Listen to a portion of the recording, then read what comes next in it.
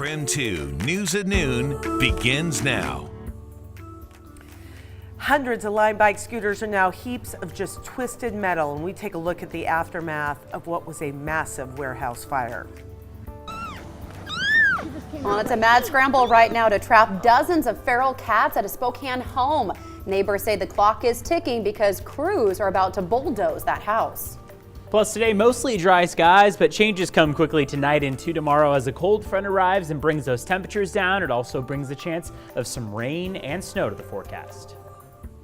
Well, thanks so much for being with us here on KREM 2 News at noon. I'm Jen York alongside Laura Papetti. Well, cleanup is underway today in the Spokane Valley. A massive warehouse fire destroyed hundreds of Lime scooters. Take a look at this video. It's just an excess of damage. The melted scooters and bikes stacked up outside the building. You can see it. All of them charred. Firefighters say flames swept through the building late last night and then quickly spread to other buildings. They did manage to put it out without any injuries, and right now there is no estimate on the cost of damage, but you can see some significant damage to the scooters. Investigators did not release an official cause of the fire, but they did rule out a gas explosion. They did add lithium batteries likely contributed to the fire, and certainly we're following up on this. You can read more about this developing story right now on KREM.com, and there you can read more about what's so-called juicers. Those are the workers who use the facility to recharge the bikes and scooters. You can also find all of that on KREM 2's mobile app. Well, we are coming off a warm and sunny weekend. Yesterday was pretty gorgeous. Really nice. Yeah, but before we know it, snow will be back in the forecast. Evan Arani is joining us in the Weather Center. Evan, what can we expect this afternoon? So as you mentioned, a beautiful weekend is what we saw, and we're continuing now on your Monday with a beautiful day, but changes are going to be coming quickly. You can see hour by hour how those temperatures drop after about the 3 p.m. hour, and a big part of that is look at the bottom at those wind speeds. We're in the single digits and moving toward the double digits, but by the end of the day, we're talking 15, 16 mile per hour winds of sustained speeds and gusts likely in the 30 to 40 mile per hour range. So it's going to get really breezy this afternoon. Satellite radar indicating a mostly dry afternoon. I'll pause this at where we are right now. We woke up this morning to some showers, but as you can see right now at noon, things are mostly dry. The 3-day forecast shows the effects of this cold front that's going to come through today. So it's going to start about this afternoon and evening. It'll pass through and leave us with 50s for tomorrow afternoon, 40s for Wednesday afternoon, and notice those overnight lows from Tuesday into Wednesday. We go down to the 20s overnight. That is where we see our primary threat for some snow. So coming up, we'll talk a little bit more about what our chances are actually of snow. We'll likely be left with more rain than snow, if anything else. But we'll talk more about that cool down process that comes over the next several days and how it's going to be affecting any travel plans you have. Back to you guys.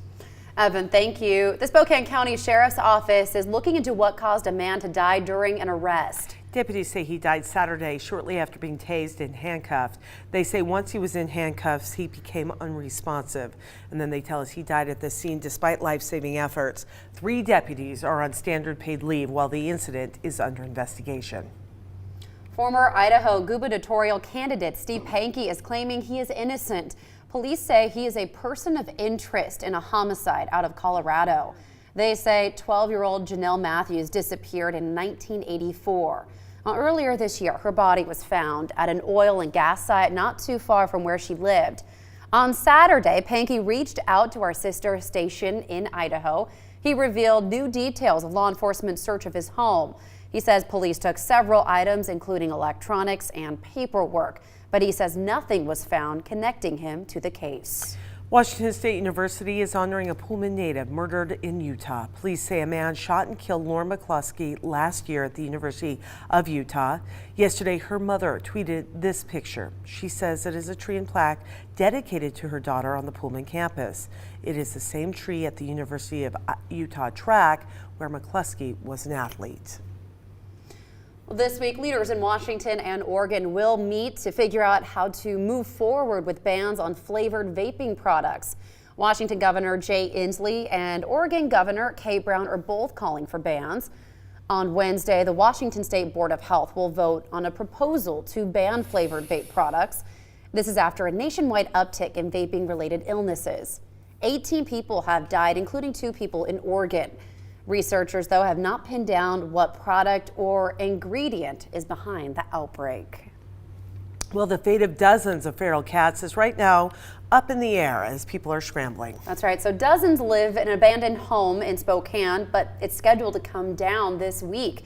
KREM 2's Nicole Hernandez spoke with neighbors trying to rescue the cats before it's too late.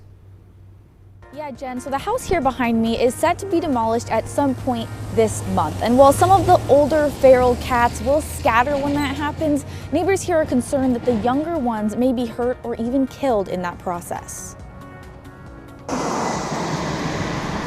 Just driving by this corner, it's obvious this house is overrun by cats. We all take care of them around here. It's not a new problem. Neighbors like Brianna Knope have stepped up to help.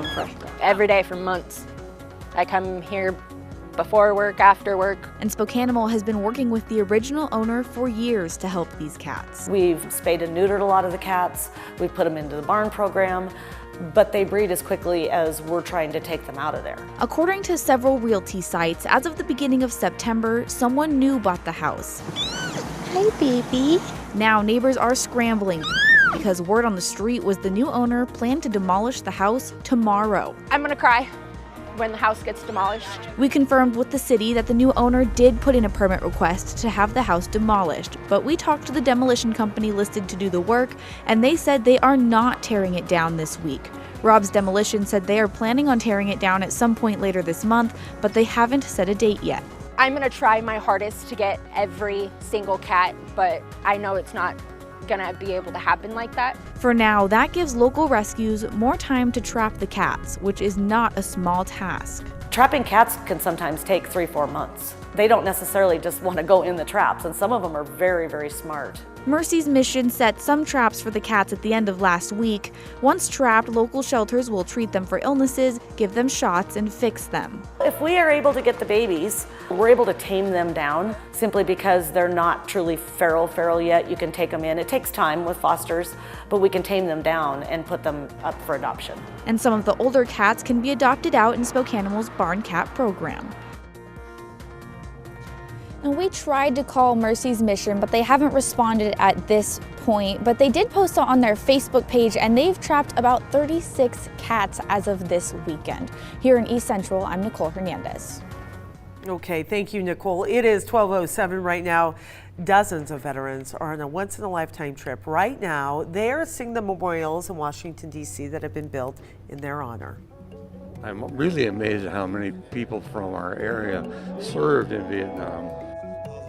That's right, so many. And now you can give them a hero's welcome home as we talk about Honor Flight. You're watching KREM 2 News at noon.